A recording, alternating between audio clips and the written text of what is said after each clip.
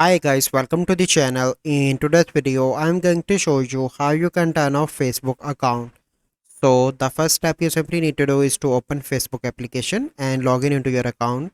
Then you simply need to click on your profile picture on the top right. From here you need to scroll down and here you need to click on settings and privacy. Then you need to click on settings. Here you need to click on see more in account center.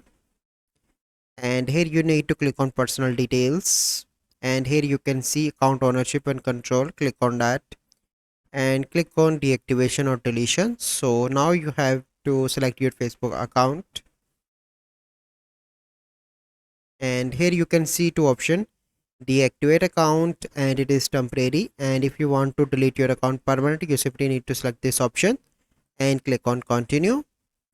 And here you can see all your assets will be lost, then you simply need to click on continue again, and you need to select the reason. So I spend too much time on Facebook. Click on continue and click on continue again,